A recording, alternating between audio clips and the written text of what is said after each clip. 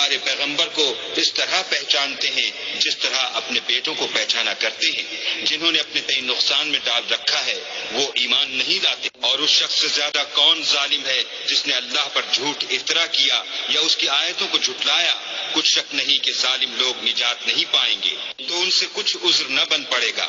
اور بجز اس کے کچھ چارہ نہ ہوگا کہ کہیں اللہ کی قسم جو ہمارا پروردگار ہے ہم شریک نہیں بناتے تھے۔ دیکھو انہوں نے اپنے اوپر کیسا جھوٹ بولا، اور جو کچھ یہ افترا کیا کرتے تھے سب ان سے جاتا رہا۔ اور ان میں بعض ایسے ہیں کہ تمہاری باتوں کی طرف کان رکھتے ہیں، اور ہم نے ان کے دلوں پر تو پردے ڈال دیے ہیں کہ ان کو سمجھ نہ سکیں، اور کانوں میں ثقل پیدا کر دیا ہے کہ سن نہ سکیں، اور اگر یہ تمام نشانیاں بھی دیکھ لیں تب بھی تو ان پر ایمان نہ لائیں، یہاں تک کہ جب تمہارے پاس تم سے بحث کرنے کو آتے ہیں تو جو کافر ہیں کہتے ہیں یہ قرآن اور کچھ بھی نہیں، صرف پہلے لوگوں کی کہانیاں ہیں۔ وہ اس سے اوروں کو بھی روکتے ہیں اور خود بھی پرے رہتے ہیں، مگر ان باتوں سے اپنے آپ ہی کو ہلاک کرتے ہیں اور اس سے بے خبر ہیں۔ کاش تم ان کو اس وقت دیکھو جب یہ دوزخ کے کنارے کھڑے کیے جائیں گے اور کہیں گے کہ اے کاش ہم پھر دنیا میں لوٹا دیے جائیں تاکہ اپنے پروردگار کی آیتوں کی تکذیب نہ کریں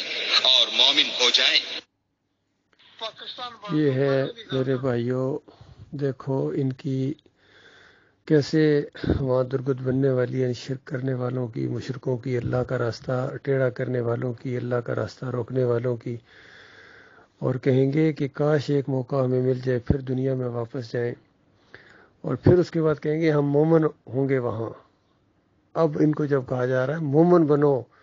بریلوی نہ بنو، دیوبندی نہ بنو، اہل حدیث سلفی نہ بنو، صوفی نہ بنو، جمہوری نہ بنو، مومن بنو، کیونکہ مومنوں کے ساتھ اللہ تعالیٰ نے وعدہ کیا وَأَنْتُمُ الْأَعْلَوْنَ إِن كُنتُم مُؤْمِنِينَ، کہ تم سربلند رہو گے اگر تم مومن بن جاؤ۔ یہ مومن بننے کے لیے تیار نہیں ہے، اللہ تعالیٰ کی بات کے اوپر ان کو یقین ہی نہیں آتا۔ آج ہر طرف بد امنی ہے، تو اللہ تعالیٰ کا کتنا صاف وعدہ ہے کہ الذین آمنوا ولم یلبسوا ایمانہم بظلم اولئک لہم الامن وہم مہتدون، کہ جو ایمان لائیں اور اپنے ایمان کے اندر ظلم کی ملاوٹ نہ کریں، امن ان کے لیے، ہدایت یافتہ وہ ہیں۔ پھر خود نبی علیہ السلام نے یہاں ظلم کا معنی شرک بتایا، کہ جس طرح سورہ لقمان کے اندر آیا ان الشرک لظلم عظیم، شرک بہت بڑا ظلم ہے، تو نبی علیہ السلام نے بتایا کہ یہ ہے مسئلہ، یہ نہیں کہ جو ایمان لائیں اور اپنے ایمان کے اندر شرک کی ملاوٹ نہ کریں وہ امن میں ہوں گے، ہدایت یافتہ وہ ہے۔ تو آج ہر طرف بد امنی ہے، تو یہ ایمان کو شرک سے پاک کرنے کے لیے تیار نہیں ہے، شرک کی ملاوٹ کرتے ہیں۔ یقین کیجئے ان مزاروں کے اوپر چادریں چڑھانا، عرس میلے کرنا، یہاں غلے رکھے ہوئے پیسے، یقین کیجئے اوپر والے ویڈیو میں نے بتایا ہے کہ پورا ہال بھرا ہوا ہے، بڑے بڑے بورے اور بڑے بڑے ٹوکرے بڑے بڑے نوٹوں سے، اور گنے نہیں جا رہے ایک بڑی جماعت سے۔ تو یہ کتنی قوم مشرک بن گئی ہے، شرک پھیلا رہے ہیں ہر طرف۔ یہ نامراد گنبد اور یہ مزار، یہ خالص بت پرستی ہے جو مسلمانوں کے اندر آ گئی ہے، اور مسلمانوں کے ساتھ جو بھی پوری دنیا میں ہو رہا ہے اللہ کا عذاب ان کے اوپر آ رہا ہے۔ اس سے پہلے بنی اسرائیل جب مشرک بن گئی تھی ان کو اللہ تعالیٰ نے کس طرح فرعون سے پٹوایا تھا، اور دوسری قوموں اس کے اوپر چڑھ دوڑی تھی۔ تو اللہ تعالیٰ خود کرتا ہے، ان کو فرقوں میں بانٹتا ہے، گروہ میں بانٹتا ہے، تاکہ ایک کی طاقت کا مزہ دوسرے کو چکھایا جائے۔ اور آج بھی یہ مسلمان اللہ کے اسی عذاب کی لپیٹ میں ہیں۔ کوئی مذہبی فرقے ہیں، کوئی یہ سیاسی جماعتیں ہیں، سب ایک دوسرے کے اوپر لعن طعن کرتے ہیں۔ ایک کو طاقت ملتی ہے دوسرے کو مارتا ہے، دوسرے کو پھر طاقت ملتی ہے پہلے والے کو مارتا ہے۔ تو اللہ کے بندو، یہ جو افراتفری ہے، نفرتیں ہیں، کرپشن ہے،